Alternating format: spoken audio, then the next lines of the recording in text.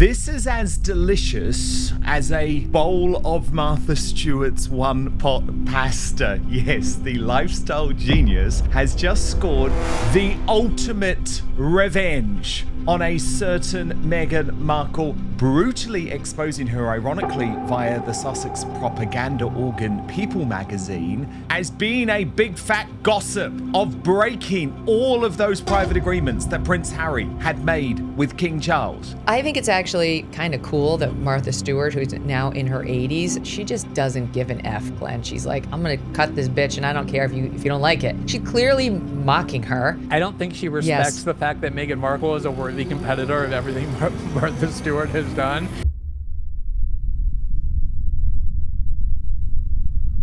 The Sussexes betray the king. Now, following the Highgrove House summit, in which Harry, Meghan, Archie and Lily had afternoon tea with King Charles and Queen Camilla, with a strict order from the king for this meeting to be private, American cultural icon Martha Stewart has sensationally revealed that Meghan has been blabbing and boasting about the reunion with her father-in-law. Martha Stewart sat at the same dinner table as Meghan Markle, spoke about 3 words to her the entire evening, and still walked away with enough to put her on the cover of People magazine. Here's what she said. I had dinner with Meghan Markle the other night. Well, she was at the same table, so I can't say, she wasn't my guest. I was a guest. We were both guests at a dinner party in California. And she had just gotten back from the palace. And I think I didn't talk to her really more than to say a couple words, but I know she was talking about it. Read that again. She barely spoke to her, and she still knew exactly what Meghan was doing in that room. Martha Stewart was at a posh dinner party in California and revealed to People magazine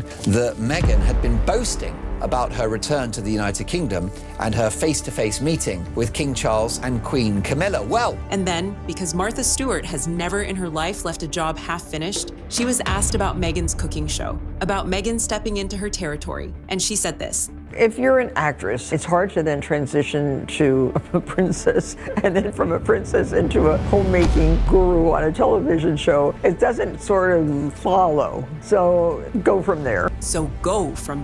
85 years old, 2 sentences. No shouting, no feud, no long statement through a publicist. She just set the plate down in front of the whole world and let everyone see what was on it. And the woman she set it down for has spent 3 days pretending she hasn't noticed. Statistics that suggest that an older generation feels more connected and invested in the British royal family. Also, it seems like if you are an A-lister or if you are, somebody that's truly making it in the world, want to be associated with the royal family. Now, the part everyone got wrong. Every channel covering this has run it as a catfight. The lifestyle queen against the wannabe. 2 women, 1 apron, handbags at dawn. That read is comfortable and it is wrong. And it lets Meghan off far too lightly, because Martha Stewart is not Meghan's rival. Martha Stewart is King Charles's friend. She met him in New York. She turned up to the event. She was photographed with him. She posted about it afterwards. And she was thrilled about the whole thing. She has been on the side of the working royals for years. She likes the institution. She likes the man. Let's not forget that Martha Stewart is buddies with King Charles. Yes, she is very friendly with King Charles. In fact, she was one of the few people, many people who saw him when he went to the United States for the state visit that he did there. So is this something that was plotted between King Charles and Meghan Markle? Or is Meghan Markle simply just saying crap and lies, and this was a warning shot from Martha Stewart to the palace and say, hey, she's here making lies about this so-called meeting? So picture that room again. Meghan walks into a dinner party in California, fresh off a trip to Highgrove, the king's own house in Gloucestershire, the one where he does his gardening. The first time in over 4 years that her father-in-law had laid eyes on his own grandchildren. A private meeting, a quiet one, arranged carefully, kept close, and meant to stay that way. This is the sort of meeting that the king does with strangers. It's not the sort of meeting that he does with loved ones. And she starts talking about it, of all the people she could have said it in front of all the rooms in California. She picked the one with Martha Stewart in it, the one woman at that table who actually knows the man whose name she was dropping. That is not indiscretion. That is walking into a room holding the only card you have left and playing it in front of the person who has already met the king. I don't think Meghan particularly wants to build any bridges with the UK or the royal family here. She's brought the children over because she wanted to support Harry and she wanted, like him, the kids to see their grandfather. But she's not as focused as he is on rehabilitating her image here. That matters to him. I don't think it matters to Meghan. And Tom Sykes went straight at the thing everybody else missed. Consider the mechanics, he wrote. Martha exchanged barely a couple of words with Meghan and still came away knowing she was discussing her meeting with the king. That fact traveled across the dinner party into Martha's ear and out onto the pages of People magazine. Then Sykes asked the question that ought to be keeping Montecito awake at night. Whose house? Which night? Who else was at that table? And do any of them know any journalist? Well, one of them knew the king. Mind you, there is a detail here that makes it worse, and nobody has said it out loud yet. The magazine, People, the one outlet that has protected Meghan for 8 solid years. Her softest landing, her friendliest phone call. That is where Martha chose to put it. Honestly, you couldn't write it. A source who hosted the event is offering a different account.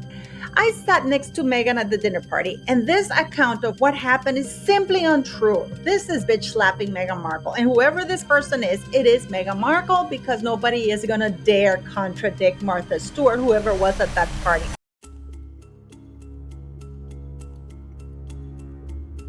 One thing on the Tea Party, if it was going to be, the olive branch that everyone keeps on talking about, where was William? William was down the road playing polo and being photographed, walking hand in hand with his beautiful wife, near the polo ground. Now, if this was a genuine, let's bury the hatchet, not in each other, but let's just bury the hatchet and we'll all get together and sort it out. William and Catherine would have been there. That would have been the ideal opportunity. The fact that they were not there just goes to show how large the gulf is between the rest of the family. But here's the thing that should actually stop you. Martha Stewart worked out in one evening what King Charles had already worked out weeks earlier. Go back to Highgrove, Harry, Meghan, both children, the king and the queen, the first sight of those grandchildren in over 4 years. And he wanted it to go well. He genuinely did. He arranged the whole thing in near total secrecy, so quietly that William and Catherine were not even told it was happening. The only reason that Camilla was there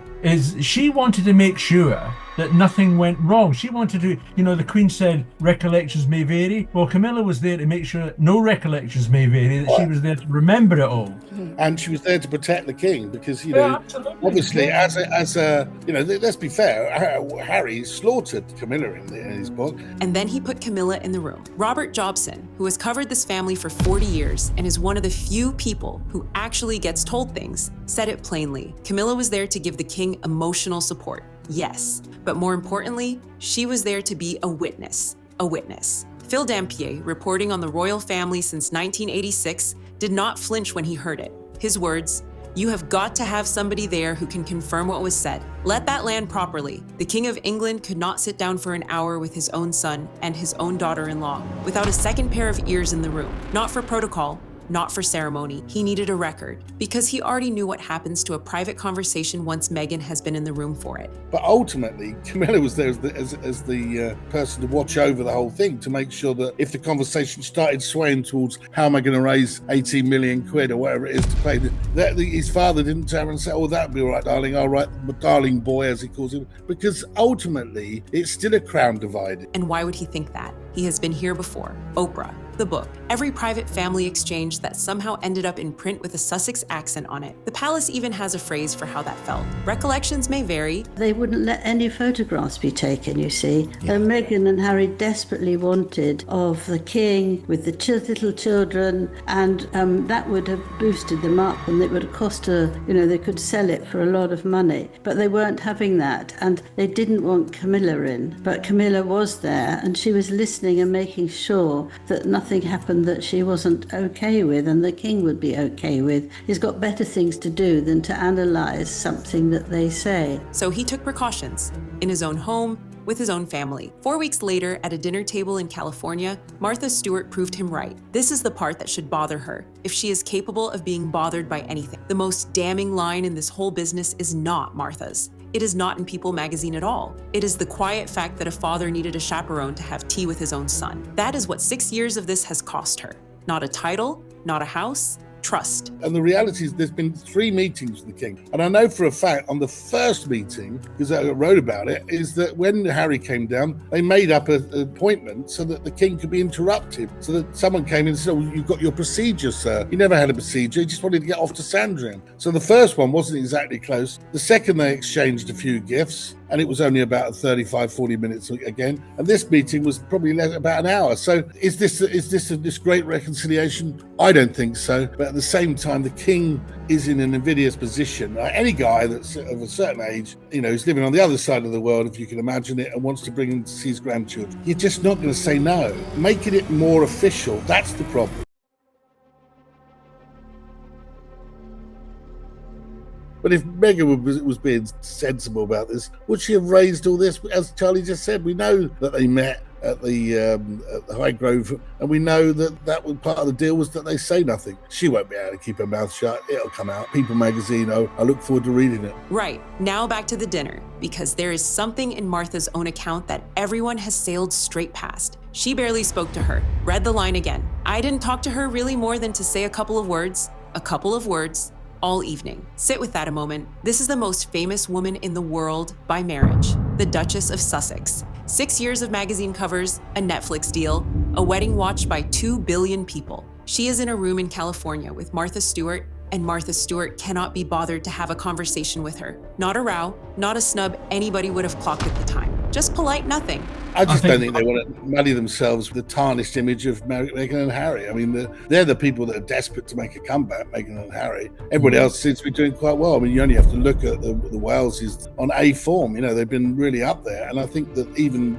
with respect to the king, there's a lot of people upset that he's giving Harry too much traction. I think that, his trip to America, where he was brilliant, I think, in his speeches and in the liaison and his reaction with Trump. I think a lot of people have got respect for him too. So yeah, I mean, it's there. The reality is the A-listers know what side their bread's buttered. And what does Meghan do in a room where nobody is especially interested? She brings up the king. That is the whole story in one movement. She reached for the only thing in her life that still turns a room's head. You can just tell, can't you? There is no connection between her and those kids. She can't stand those kids. She's giving them odd looks. She's going through the motions. I mean, she's not someone, we've seen this a lot over the years. She's not someone that connects. But to try and sell the idea of heart and being a good person and love and using children to do that. It was not the cooking show. It was not the jam. It was not one single thing she has built in 6 years of trying. It was her father-in-law, and that is the read the sharper commentators landed on this week, and it is the one that genuinely hurts.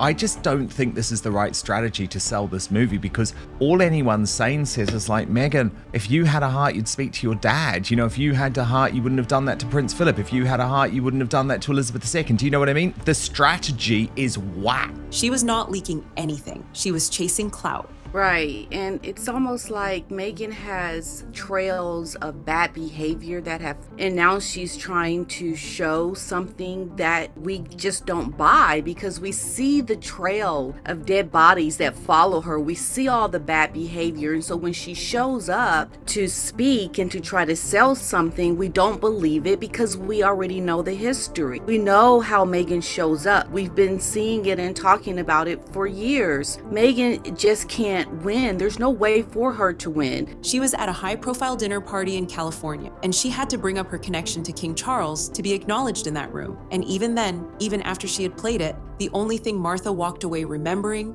was the palace, not her. Not one word she said about herself. The palace. There is a particular kind of loneliness in that, and I would almost feel for her if she had not spent 6 years telling us she left precisely so she would never need any of it again. But I also think that she has been blabbing about it. To this day, I don't understand why Charles to make this public. Unless, of course, he wanted to help them out and give them gravitas, because now Meghan Markle, of course, she's going to go around and say, hey, I was with the king. I just came back from the palace, to remind everybody that she's royal, that she can see the king whenever she wants to, that she's on her way back to the United Kingdom.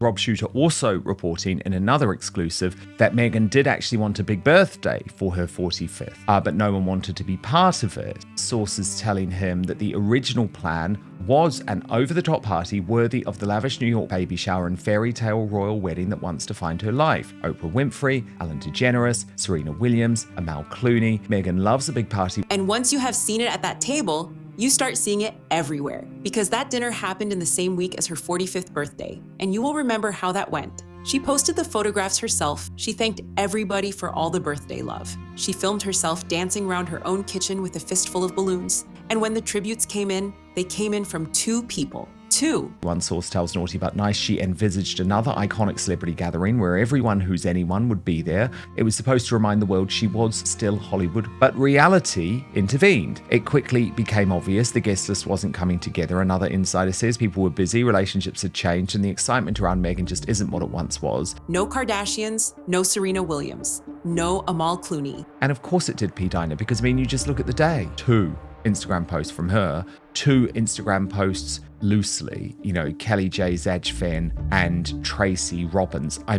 Really, they are her ultimate loyalists who don't really have anything to lose. 2 friends, one of whom happens to be married to a studio executive who owed the Sussexes a favor after they turned up to his film premiere. Lady Colin Campbell put it with her usual complete absence of mercy. Meghan, she said, is a social climbing lion huntress who has gone after all sorts of scalps. She managed to lure a lot of them to her wedding. And what has it behooved her? Because everybody has dumped her. Everybody has dumped her. The receipts are not hard to find. At the Bob Marley premiere, Rita Marley, Bob Marley's widow, a woman with absolutely nothing to prove to anyone, snubbed her royally. Lady C's account is that the Jamaican Prime Minister and his wife did not even want to speak to the pair of them and had to be strong-armed into doing it. Phil Dampier, who has watched this from the beginning, says the couple have been branded a pair of grifters. It is ungracious, and whether it's the Kardashians, the Clooneys, Gwyneth Paltrow, or now Martha Stewart, seems to always fall out with celebrities. Oh, yes. Because she's a very unpleasant person. That's simple.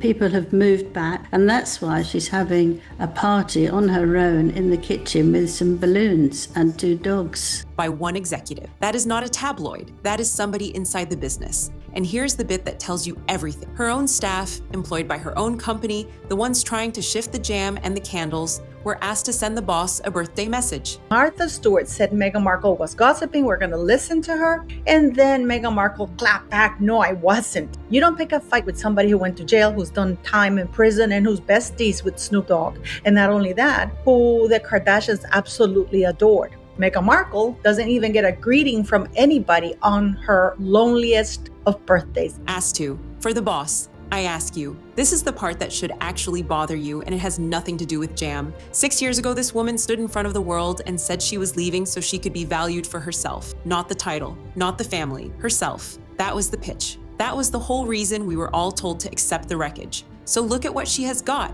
The A-list does not turn up for her birthday. Her own employees have to be asked. A film executive's wife posts because there is an obligation there. And at a dinner party full of people who could not care less, the only thing she has left to reach for is the surname she claimed she did not need. She did not escape the institution. She has spent 6 years proving she cannot survive without it. They have nothing to lose. It's not going to be any better. This is as good as it's going to get. If this is your wake-up call, you're screwed up. That's what it says to me. You're done, okay? So what can she do now but try to sell jam and create some nonsense with dipping your jam in some... girl, you are desperate.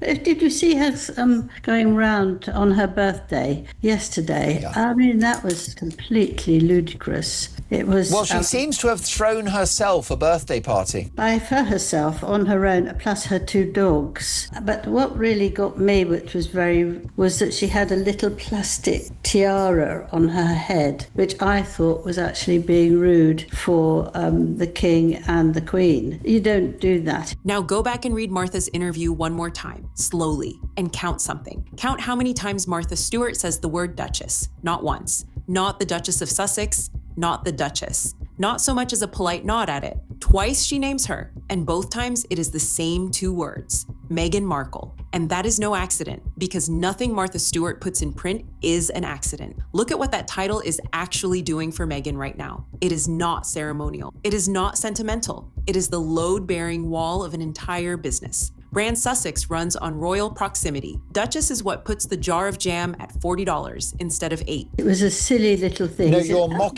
mocking royal iconography with that. Absolutely. And I think that she is, she did also on her T-shirt have, it's giving Mrs. Now, what do you think of that? Or shall I tell you what I think first? Oh, I want your interpretation. Mrs. So she's going to be a Mrs. And she's giving because she knows that her husband loves her, that she's not going to dump. She's going to go a little bit longer. But I think she's just wearing it on a sort of downhill. Take the word away, and what you have got is a woman from Los Angeles selling dried petals. Lady C again with the knife. She is still calling herself the Duchess to sell products, having spent barely any time in Sussex in her whole life. Martha Stewart has misheard this. This is a classic sort of Sussex propaganda, isn't it? That It's always a source, and we know it's come directly from the Duchess. Of course. I mean, she's very, very good at these sort of things, isn't she? That's why she's sort of stayed alive,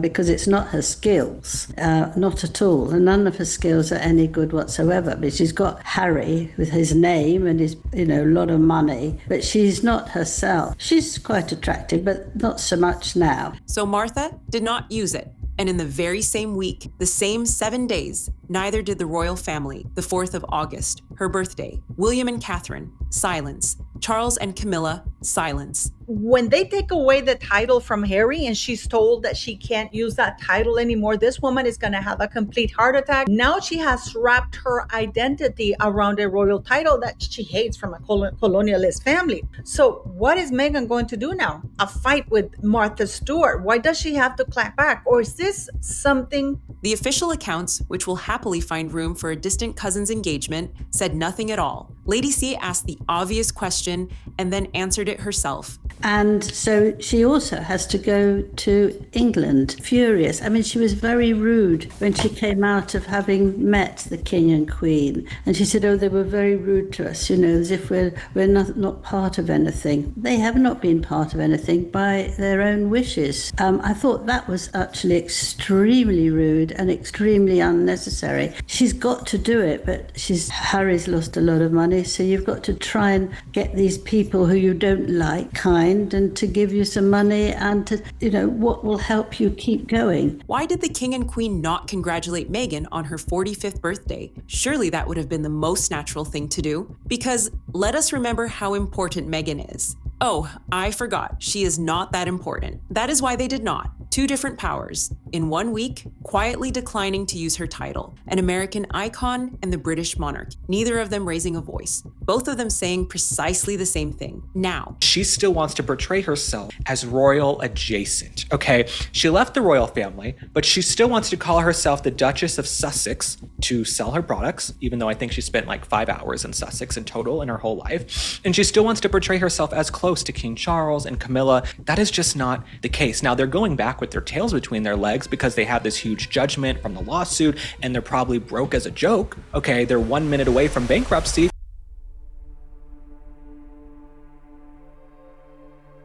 She is 85. So Meghan saying that would absolutely make her furious. She doesn't want anybody to recognize her age, and quite right too. But she was also quite cynical with Meghan. I mean, when she first met her, she said that I hope you know what you're doing, which was not terribly nice. And this one was, she said, assuming she's heard, if you're an actress, it's very hard to trans over to a princess and then to become a homemaking guru at any TV show. So Meghan wouldn't like that because Meghan can do anything, whatever it is, she's top of the bomb. Funny that they both have been absolutely spiking at each other. If you think Martha Stewart did this on a whim, on a Tuesday because a journalist happened to catch her in a mood, you have not been paying attention. This has been coming for 2 years. Strike 1. Last year, Martha is asked about Meghan and gives an answer that sounds gentle, right up until you hear it properly. Meghan, I don't really know very well. I hope she knows what she's talking about. And then, unprompted, authenticity to me is everything. Then she turned to Gwyneth Paltrow and praised her to the skies. Won an Oscar for heaven's sake, she said. Very successful, pretty powerful, so Meghan was not even worth a comparison. She was worth a hope. Now, we all know what Martha Stewart is saying. We all know what Martha Stewart is doing. Martha is a royal favourite, by the way. She met up with King Charles during his recent visit to New York, and she does remain utterly seething about the fact that Meghan stole her one-pot pasta recipe, so much so that on her website, she updated the description to say, "But as the Royal News Network pointed out, you can only keep confidences if you don't tell other people." Strike two, the recipe. Meghan served up a one-pan pasta on her Netflix show, as though she had dreamed it up in a Montecito garden one afternoon. That technique came out of Martha Stewart's own kitchen and was published in Martha Stewart's own magazine years before Meghan ever picked up a pan for the cameras. No credit, not a word of it. And Martha did not ring a lawyer, and she did not issue a statement. She went to her own website and changed the description to read, "The original and the best." She named nobody. She did not have to. Everybody knew. Strike three was this week, and this week she finished it. The reaction from people who understood exactly what they had just watched was instant. Megyn Kelly heard it and called it what it was. Shots fired. But don't you think, I think it's actually kind of cool that Martha Stewart, who's now in her 80s, she just doesn't give an F, Glenn. She's like, I'm gonna cut this bitch and I don't care if you don't like it. She's clearly mocking her. She got back from the palace and she was talking about it. Oh, back from the palace. And how difficult it is to try to jump from these different roles right into making yourself a homemaking guru. And was telegraphing to us all, it ain't as easy as it looks and she's failing. Like, that's really what she was saying. Yeah, I've seen comments from her similar, not maybe as harsh, about Meghan Markle, because I don't think she respects the fact that Meghan Markle is a worthy competitor of everything Martha Stewart has done. Glenn Greenwald called it passive-aggressive criticism and said Martha is so direct that she does not seem interested in pretending Meghan is any sort of serious rival to what Martha has built. Tom Sykes summed the whole thing up in one line, and it is the best line anybody has written about this.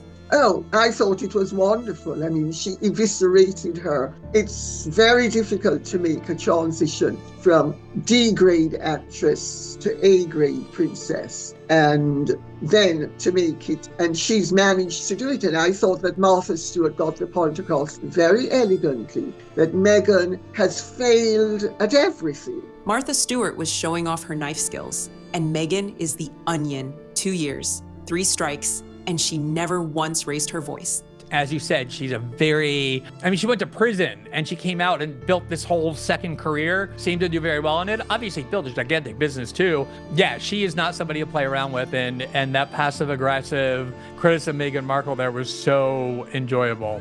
I wonder if she might be a listener to this show or to the Nerve, or to the Nerve. We got to find it out. We need to know more.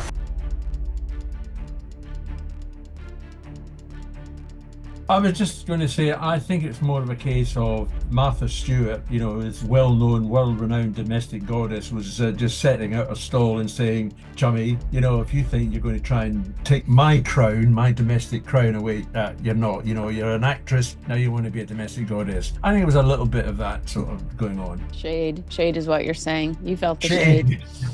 So, it doesn't sort of follow. 11 words, and the whole world treated it as an opinion. It is not an opinion. Put the numbers underneath it and watch it turn into a verdict.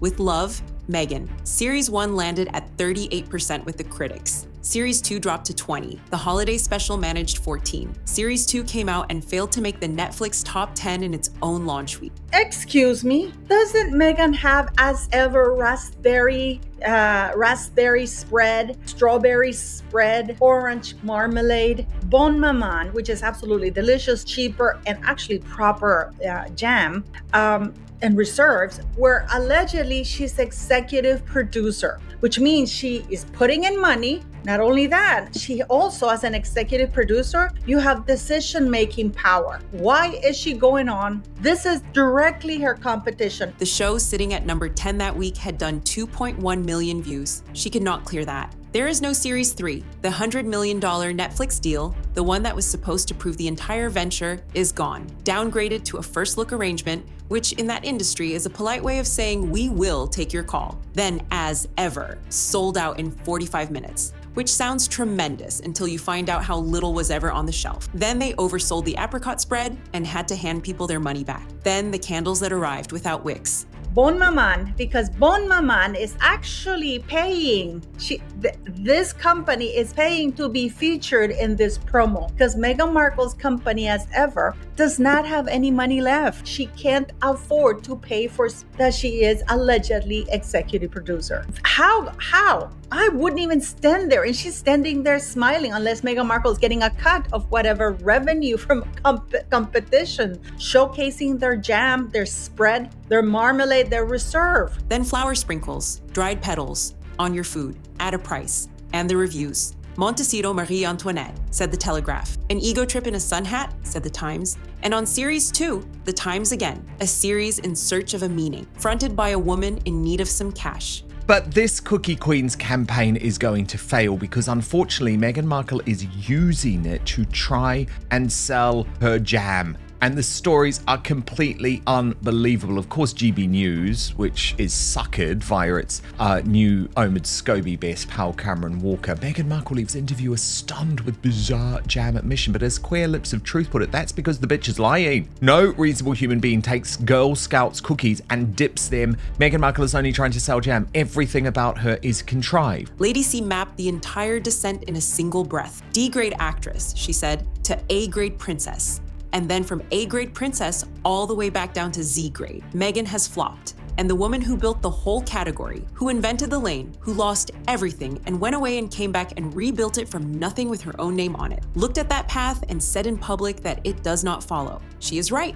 It does not. Which leaves the only question worth asking. What does Meghan actually do now? Funnily enough, somebody has already answered it. Tom Sykes, a royal correspondent, in print this week, laid out the only route he can see. There is an alternative available to her at this stage. He wrote, disappear, raise the children, which is what she has repeatedly said gives her the greatest joy. Stay off social media for 2 years, or 3 or 5, then come back at 50 with something true to say and an honest accounting of what went wrong. And the public would give her a hearing. Disappear. That is the advice. From a man who covers this family for a living. Then he added the part that must sting worst of all, because there is nothing cruel in it. It is simply true. Second acts are available. Martha proved it. From a prison camp in West Virginia. But Meghan Markle has shown that she's a terrible at. I just shown you that she has no power or decision, making power over the Cookies Queen documentary, because if she had any decision power, she would have said, hey, use my jam, use my spread, use my marmalade.